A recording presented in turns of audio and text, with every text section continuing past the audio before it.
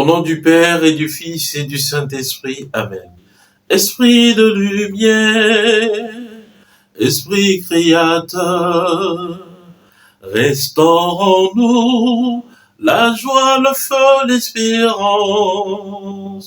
Affermis nos âmes, ranime nos cœurs, pour témoigner de ton amour immense.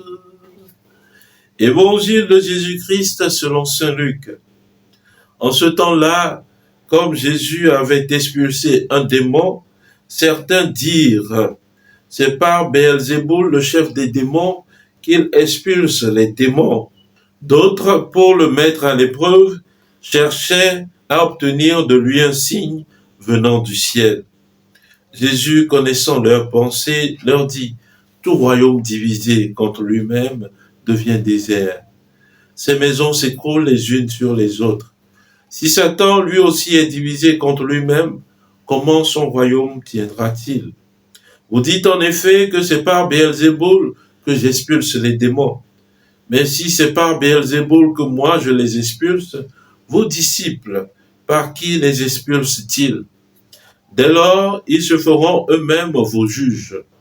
En revanche, si c'est par le doigt de Dieu que j'expulse les démons, c'est donc que le règne de Dieu est venu jusqu'à vous. Quand l'homme fort et bien armé garde son palais, tout ce qui lui appartient est en sécurité.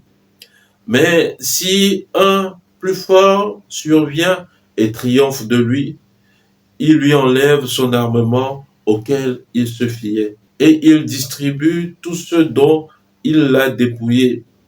Celui qui n'est pas avec moi est contre moi, celui qui ne rassemble pas avec moi disperse.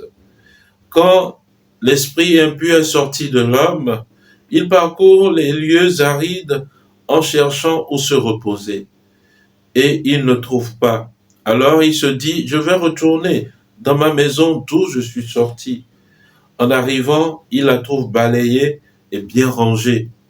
Alors il s'en va et il prend d'autres esprits encore plus mauvais que lui, au nombre de 7. Ils entrent et s'y installent. Ainsi l'état de cet homme-là est pire à la fin qu'au début. Acclamons la parole de Dieu. Louange à toi, Seigneur Jésus. Bien-aimé de Dieu, paix et joie à vous. Nous poursuivons aujourd'hui la méditation de l'évangile de Jésus-Christ selon saint Luc. Et aujourd'hui, nous voyons Jésus nous donner un bel enseignement sur le ministère de la délivrance, de la guérison et de l'exorcisme. Alors, bien-aimé de Dieu, je vais plutôt partir du contexte général de l'évangile pour nous proposer une piste de méditation. Jésus, en ce temps-là, était en proie aux pharisiens, aux scribes, et a eu partie du peuple qui ne voyait pas d'un bon œil le ministère qu'il accomplissait. Car Jésus amassait beaucoup de foule derrière lui, et cela contrariait les pharisiens, les scribes, eux qui étaient des grands en ce temps-là parmi le peuple. Alors, petit à petit, il jetait des épines dans le ministère de Jésus. Petit à petit, il enquiquinait Jésus, lui posait des lapins pour qu'il ne puisse pas aller de l'avant. Voilà pourquoi il disait que c'est par le doigt de Belzéboul que Jésus accomplissait ses miracles. Et bien évidemment, chers frères, chères sœurs, nous aussi aujourd'hui, ce message nous concerne. Car beaucoup d'entre nous sont là pour poser de petits lapins sur la route pour ne pas voir les frères évoluer. Beaucoup sont là lorsqu'ils voient les frères aller de l'avant, lorsqu'ils voient un frère avec un tel charisme, lorsqu'ils voient un frère béni de Dieu avancer, cela les énerve et ils veulent véritablement le voir chuter. Chers frères, chères sœurs, notre nationalité universelle, c'est que nous sommes des fils de Dieu, nous sommes des enfants de Dieu et nous devons vivre en fils et en enfants du royaume.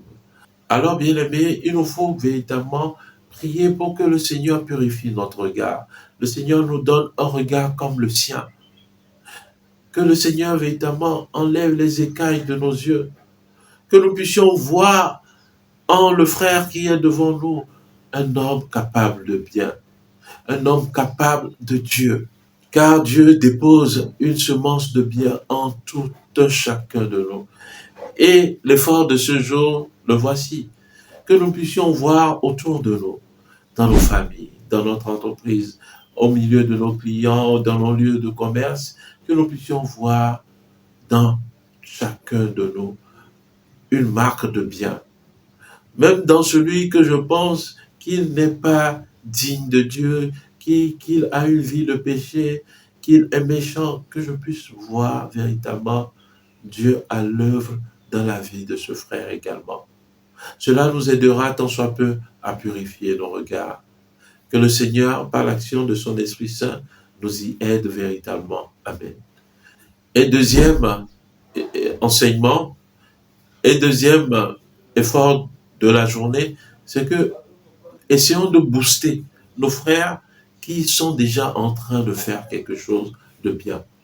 Essayons de les booster, car généralement, au lieu de booster, nous essayons de le tirer vers le bas.